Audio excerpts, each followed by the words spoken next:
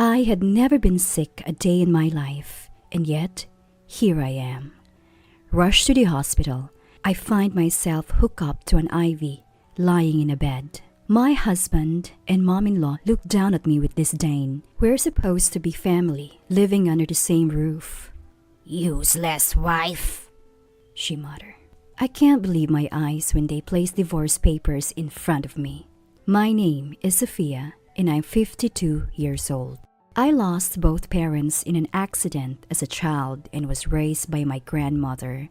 She supported me through vocational school, and I fulfilled my lifelong dream of becoming a child care worker. Life was fulfilling until my grandmother, worried about my lack of love life in my 30s, introduced me to my now husband, Mason.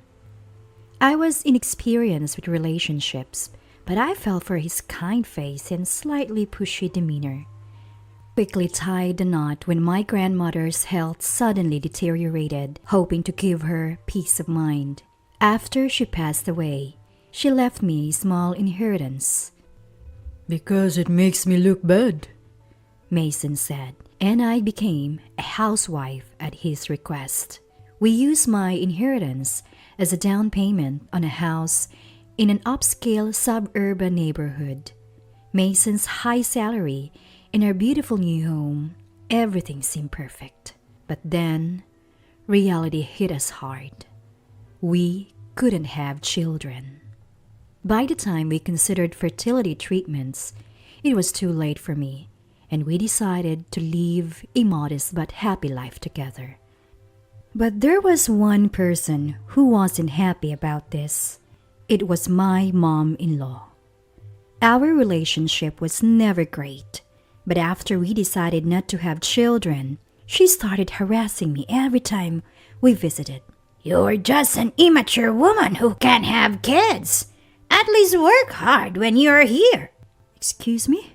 As I am standing there, baffled, my mom-in-law smirks and says, "Well, isn't it nice that the daughter-in-law takes care of all the housework? Come on, let's relax in the living room." My relatives follow her lead and exit the kitchen. I appreciate that my relatives would say, "Thank you, take care. Let us know if you need anything." But not a single person offered to help me. I guess it makes sense. No one dares to challenge my temperamental mom-in-law, and nobody actually enjoys working in the kitchen. Perhaps because it's the countryside, there's always been a level of gender inequality at my spouse's parents' house. Centered around my father-in-law, the man would be drinking and making a ruckus while the women were busy with preparations. But I never thought all this work would fall on me just because we can't have kids. I can't handle alcohol, and it might be easier to work alone in the kitchen than deal with drunkards. Sighing deeply in the empty kitchen, I recall a recent moment when I stepped into the living room to serve the food. My relatives praised my work, but what my mom-in-law said was shocking. After I left the room, she openly called me "Wife who can only do housework, and that she's so clueless. I have to direct her all the time." Mason, whether he knew about this or not, was happily drinking away. I wish he'd back me up a bit. When I sneakily talked to my husband about her attitude, he dismissed it, saying, "It's normal for a wife to do household chores at her in-laws, and it's normal for a husband not to speak highly of his wife. You're overthinking it." Still, if I don't visit my spouse's parents' house, not only will my mom-in-law be upset, but Mason would be too.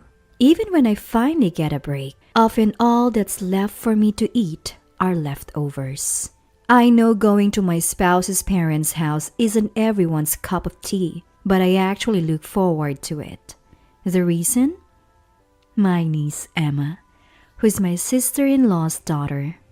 We don't have any relatives close to her age, so when the uncles start getting loud and rowdy, she escapes to the kitchen where I am. "Auntie, can you help me with my homework?" Sure, come here. You see, I used to work part-time as a tutor. So while snacking on some treats, Emma and I would sit at the small kitchen table. I'd help her with her homework or we'd play some card games. My mom-in-law adores Emma, her only grandchild, while everyone else also finds her charming. The pressure of their high expectations bothers her. I'm just a kid, and they're already talking about me going to Harvard or becoming a politician. It's too much. Yeah, your life is your own, I say, nodding, and she smiles relieved. My dream is to help people, but let's keep that between us. Grandma can't be too much, she says, winking. She's just so adorable. I can't help but wonder what her child would have been like. My mom-in-law doesn't like how close Emma and I are, but holds her tongue, likely fearing she'd alienate her grandchild.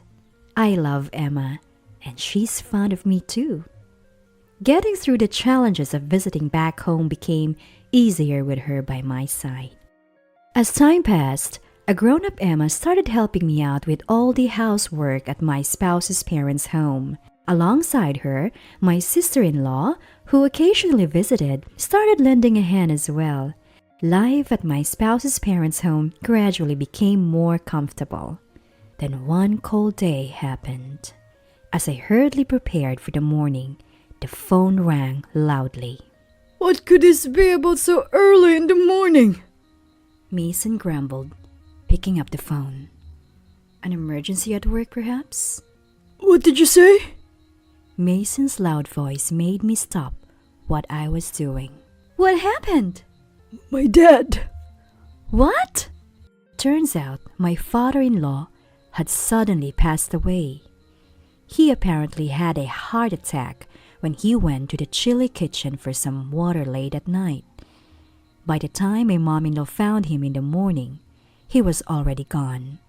He had been so lively just a month ago. Mason and I immediately went to my spouse's parents' home.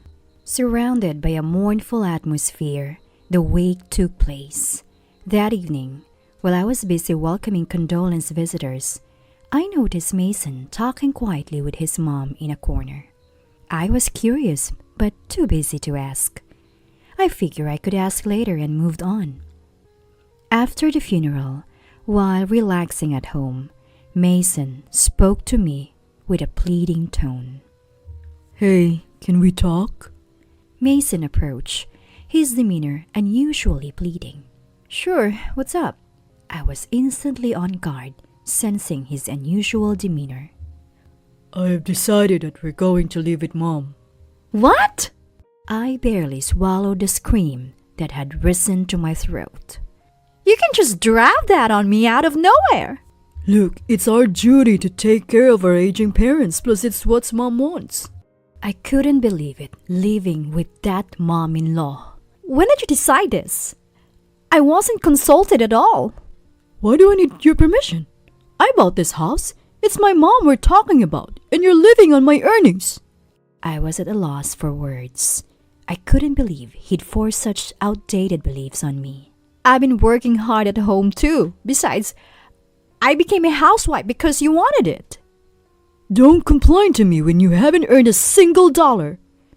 His shout made me flinch. Mason let out a long sigh and glared at me. Who pays your mobile phone bill? Who bought your new morning attire? Even your makeup? I cover the cost. Living with Mom is decided. If you don't want to lose this lifestyle, then don't complain. Yes, Mason does financially support our lifestyle. But I thought we had a deal. He works outside, I take care of home. I have no parents to fall back on, no savings. And finding a job is not as easy as it sounds. For me, the idea of being apart from Mason was terrifying. Fine. I had no choice but to accept living with her. Life became hell once my mom-in-law moved in. With no relatives around to hold her back, she harassed me more than ever before. She complained about everything I did, From cooking and cleaning to laundry, morning till night. I'm stuck at home, lazing around on the sofa in front of the TV every day. Sometimes my mom-in-law goes out and comes back with random purchases, blowing through the money she got from selling her house and dipping into our savings. I'm back. Went down to the station and got you your favorite cake, she says, ignoring me and starting a conversation with Mason. Oh, looks tasty. Wait, why are there only 2 slices? Obviously, one for you and one for me. Sophia, make us some coffee, will you? Am I just a convenient servant here? If only Mason would take my side, things might be easier. Living with Mason has been like living with a child. Rather than standing by me, his wife, he always puts his mother's words first. Even when I tell him how I'm being jerked around by his mom, he says, Don't you feel sorry for Mom? She's all alone in a new place. Try to be nice to her. As if I'm the one at fault. Between a selfish, mean mom-in-law and a spineless Mason, I'm starting to feel pretty lonely. Fast forward 3 months. After sending Mason off to work as usual, a sudden sharp pain strikes my stomach. The pain is so intense that I collapse onto the floor. I'm sweating bullets. This isn't good. Excuse me, Mom-in-law. I muster the strength to get back to the living room and see her, watching her morning soap opera and sipping coffee. Could you pass me the cell phone? I need to call Mason. What? Just get it yourself. Besides, Mason just left.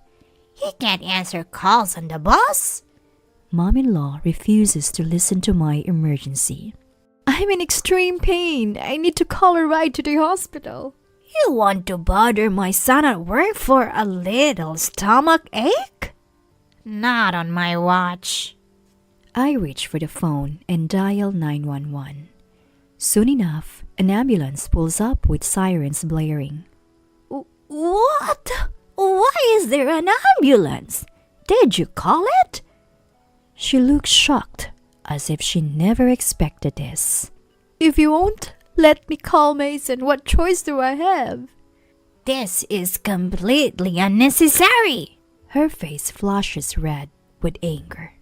The rescue squad quickly loads me onto a stretcher and takes me away. You're in safe hands. We're headed to the nearest hospital, the paramedic assures me. When was the last time someone spoke to me so kindly? Just as I start to feel relieved, my consciousness starts to fade. When I come to, I'm in a hospital bed. It's already dark outside, and there's my mom-in-law, dressed to the nines, and Mason still in his suit, sitting next to me with stern faces. According to the doctor, it looks like I have a stomach ulcer. The moment the doctor leaves after telling me I'll be hospitalized for a week, Mason lets out a deep sigh. So you collapsed right after I left for work, huh? Is he worried? A glimmer of hope arises in my heart, but I was sorely mistaken. Why didn't you call me instead of summoning an ambulance? Such a drama queen. My tiny glimmer of hope vanishes in an instant. I felt as if that small light of hope was snuffed out, plunging me into darkness. You're always like this. Getting your priorities all wrong. Is that why you're so inefficient at housework and stressed out? What a hustle you are. Oh, please. The real stress is 70% you, mom-in-law, and 30% you, Mason. I'm too stunned to speak. As I fall silent, mom-in-law smirks and says, A homemaker's job is to keep the house in order. And your plan is to slack off in the hospital for a week? You're a disgrace as a wife. Let's just get divorced. In mom-in-law's wrinkled hand, there's a piece of paper. Yes, it's a divorce paper. Exactly, Mom's right. Mason chimes in, smirking as he starts filling out the form. Wait! I panic. What happens to me if I'm abandoned now? I try to snatch the form from Mason, but my body won't cooperate. As Mason finishes filling out the form, he chuckles, seemingly amused at my situation. See? She can't even live without me. Mom-in-law, holding on to the divorce papers, looks at me and said, How pathetic. Mason laughs along. Stunned, I watch as Mason places my favorite bag and an envelope in front of me. Here's what you'll need for your stay. We're busy, so get whatever else you need yourself. This should cover it. Inside the envelope is money, presumably for the hospital bills. Oh, thanks. Sorry you had to dip into our savings. Savings? No way. We didn't use that. What? My hope dies again. We cashed out your insurance. We've had it for years, so the termination refund was substantial. Use what's in the envelope freely. I'll use half for our living expenses. I can't believe he'd cancel my insurance without asking, especially when we had savings. And he's using half for living expenses? Planning a vacation while I'm hospitalized? I became certain of it. Mason and mom-in-law couldn't care less about my well-being. I'm both sad and angry. Glancing down, I see the divorce papers. The divorce thing was a joke. Relax. Mason smirks, noticing my look. He signed it, but it's a joke? I can't help glaring at them, but both are still laughing. Something in me snaps. Why am I even in a family with these people? That envelope doesn't include transportation money. Let me know when you're discharged, Mason says as they leave. As they walk away, I crumple the divorce papers in my hand. Numbly, I open the bag. Inside, besides my wallet and a pen, there are just a few added towels. I never thought they knew where my pajamas and underwear were, so it's as I expected. I have to buy almost everything new. Just as I sigh, the curtain around my hospital bed opens slightly. A nurse? I slowly looked up and I couldn't help but gasp. No way! There, standing right in front of me, was Emma, my beloved niece, now a full-fledged nurse. We were both so happy at this unexpected reunion. When I told her why I was in the hospital, she got angry as if it was happening to her. I never expected to find an ally here. I was so happy. I almost cried, and then I saw an opportunity. I won't rest until I make those two who look down on me regret it. So Emma and I started to devise a plan. After about a week, free from the stress of Mason and my mom-in-law, I was recovering well and set to be discharged tomorrow. I was on the phone in the empty room when it happened. We heard you're getting discharged, so we thought we'd come. In walk Mason and my mom-in-law. Mason holding a bag from his favorite cake shop. We have to visit the wife at least once or people will talk. I pulled the phone from my ear, setting it screen down on the table, and sat on the bed, nodding. Thank you for coming. They pulled up chairs near the bed and sat down. You've had plenty of rest. You'll be working again from tomorrow. What a way to say hello. Sure enough, there were 2 cakes in the bag on the table. They brought cakes for a hospital visit, but none for me. Why don't you go buy some coffee from the shop? Our son used his precious day off to visit you. I don't think I have any money left. I spent it all on pajamas and underwear. I shook my head, and my mom-in-law audibly clicked her tongue. Can't even buy a single coffee when you're the one causing inconvenience by being in the hospital. You lazy woman. Who's lazy one here? Just then, the curtain around the bed whisked open, and a smiling nurse appeared. Is it fun for you to harass your daughter-in-law in a hospital, Grandma? What? My mom-in-law's face turned pale with shock, and for good reason. The nurse was Emma, her most cherished granddaughter. You don't work at this hospital, Emma. Why are you here? I just transferred here. I was surprised too. I got called in to help, and when I came, I found my aunt here with a gastric ulcer. She doesn't smoke or drink, so I couldn't believe it until I heard what you just said. Emma's icy, stern words left my mom-in-law trembling. No, you misunderstand, Emma. No use making excuses. My words enraged my mom-in-law even more. Shut up, you! Sure, I can shut up, but you do know everything is being heard, right? What? I lifted my phone and showed her the screen. It displayed a call in progress with my sister-in-law. What have you done? My mom-in-law's accusation was cut off by my sister-in-law's voice over the speaker. What's wrong with you, Mason? Your wife is hospitalized and this is how you act? Enough is enough!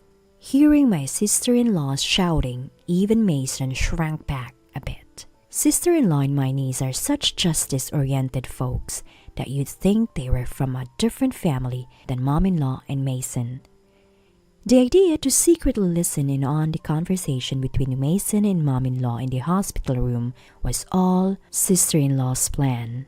After watching Mason and mom-in-law shrink in size, I turned to sister-in-law again. Sister-in-law, thank you so much. I hang up the phone and look at Mason, who's all shriveled up. I haven't just been sleeping and resting this week, you know. You filed for divorce a week ago, right? I'll agree to it. Let's get divorced. What? Mason stares at me, dumbfounded. Of course he is. He never thought a housewife with no job or place to live would willingly let go of her current life. His baffled expression is so priceless, I can't help but laugh. Annoyed, Mason yells, You have no job, no home. What are you planning to do? I calmly answer, I'll work at the hospital. Emma's boss lives in the neighborhood. I explain the situation and everything is set. Never thought I'd be indebted to a neighbor like this. Mason counters. You're not a doctor or nurse. How can you work in a hospital? Emma interjects with a smile. Uncle, you really don't know? This hospital employs various professionals, not just doctors and nurses. Emma winks at me as I watch Mason flabbergasted. It's the same kind of eye contact we had while tutoring or playing card games at the spouse's parents' house. I'll be working in the hospital's child care center. They even have dormitories, so housing won't be an issue. I declare confidently. Mom-in-law, defending Mason, who's lost for words, angrily thrusts her wrinkled hand at me. Stop joking. If you're not my daughter-in-law, pay the full hospital bill. No, I'll take it. Oh, by the way, I'll be invoicing you for the divorce settlement later. What? Do you know about asset division? I can claim half of the assets that Mason and I saved together. What are you saying? Mom-in-law trembles. Mason shakes his head in confusion, but I just smile. Also, since I was hospitalized due to stress from you and mom-in-law, I'll be claiming damages in a divorce court. I have witnesses here too. Emma's icy stare focuses on mom-in-law. Unable to withstand the unexpected situation, mom-in-law and Mason flee the room. 2 cakes are left on the table in front of us.